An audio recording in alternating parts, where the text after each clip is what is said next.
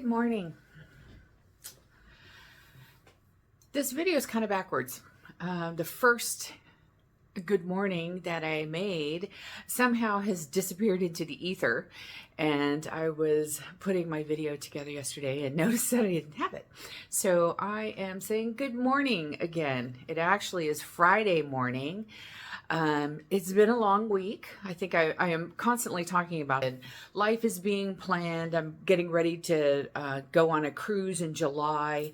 So things there are being planned, which is very exciting. I have been teaching myself a few different new software, which I really like. One of them I'm going to look at today is called napkin.ai. And apparently it helps you create like hierarchy charts, which is amazing because I hate building those. I can build them from scratch, but I don't like to. That all said, I don't know if I've ever told you all about the two owls that are living outside on our street. There's a female who has babies, and then there's a male. And so, of course, in my hyper A personality, I had to go do research, so I understood the whole thing around the crows and the ravens and the owls. And every morning the crows and ravens come to try to get the babies, and the male sits across the street. He's guarding the nest. The female is on the nest. We saw her head popping out today. She was looking around. I also try to deter the ravens and the crows. They are my favorite, my totem animal, but I try to deter them with lots of treats and bread and different things that they are able to eat that aren't like pre-packaged or made. It's regular bread or seeded bread, things like that they are able to eat.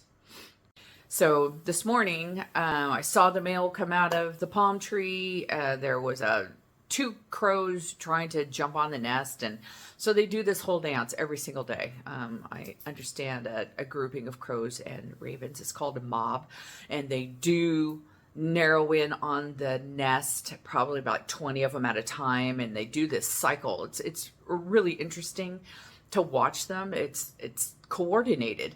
So when people think that animals are stupid, I beg to differ.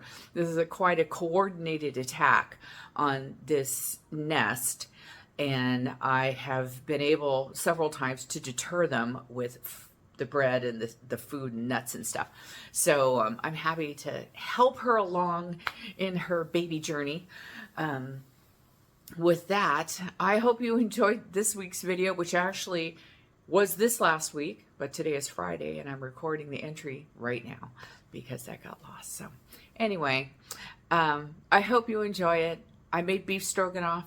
It's super amazing and good. And the recipe will be in the description.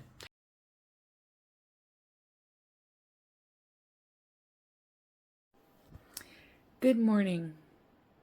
It's Tuesday. It's raining today, and I feel like staying in bed all day. I have been up since 4 already, but here is one of those real moments that I'd rather stay in bed today, but I can't. I have a lot of things to do. But I want people to know that sometimes you can be the rah-rah club with your 5 a.m. or your practice or whatever it is. But there's some days that you're just ready to take a break and just stop for a minute and sit. But words of inspiration, it's not going to get done unless you get up and go do it.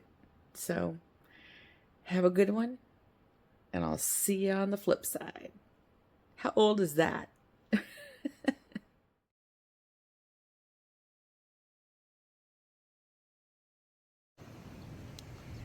Look how crazy this Swiss chard is. Isn't it beautiful? Look at that. Gotta do a little harvesting, make that up for dinner tonight. Making beef stroganoff for dinner, and I will show you how I do it. So here are our ingredients.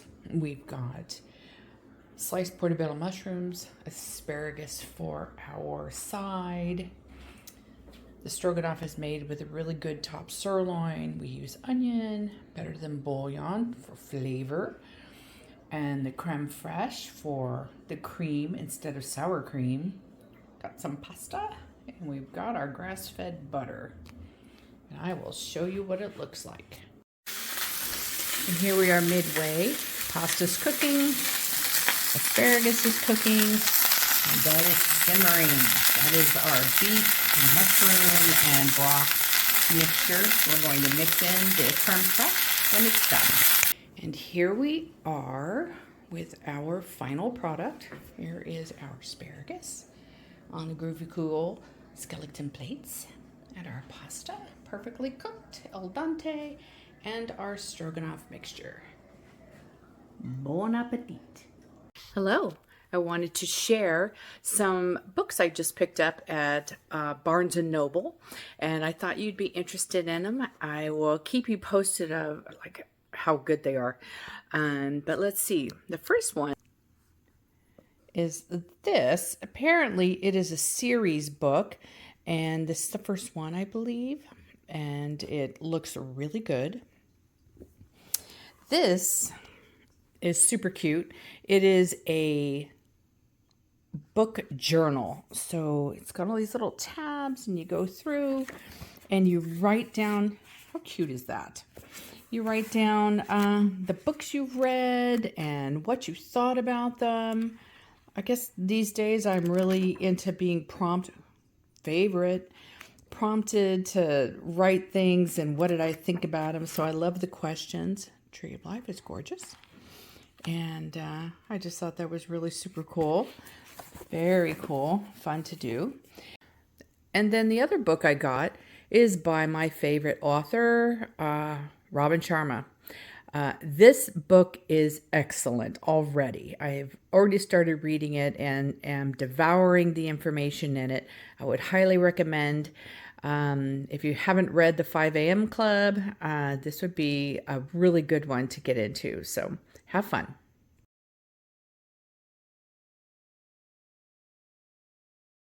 So here we are. I was supposed to go to back east for work tomorrow, and those plans have changed. And I made all kinds of food for my partner to make sure that they had food to eat when I was gone. And I had to go back and put it all in the freezer. So there's that. Yeah, work has been super, super busy. It's all good. Really, really, I can't tell you how much I love my job. However, super stressful right now. So there's a lot going on, lots of moving parts at work. And I just wanted to touch base and say, hey, I hope you all are following on Instagram and answering my posts when I do go for a walk. Ask a little question if I can go every single day. I haven't been able to go very often because I've just been so busy. But just wanted to say hey, and I will close this week's video out shortly.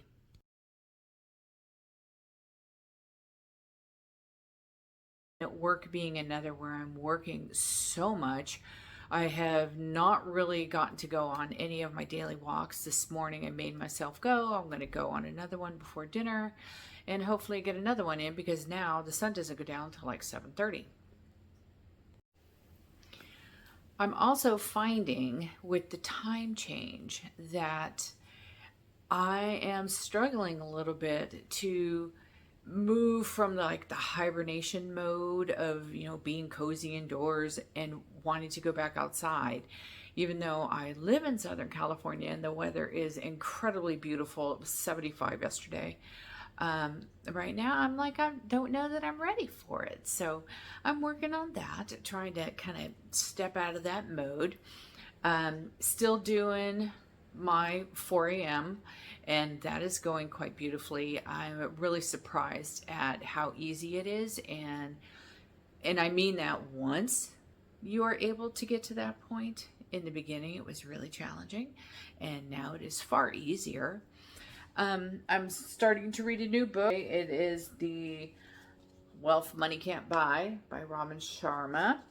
I also take my books out of their papers because they're hard to keep clean, or hard to move it around without the paper ripping on the outside. So with all that, I am trying to walk my talk.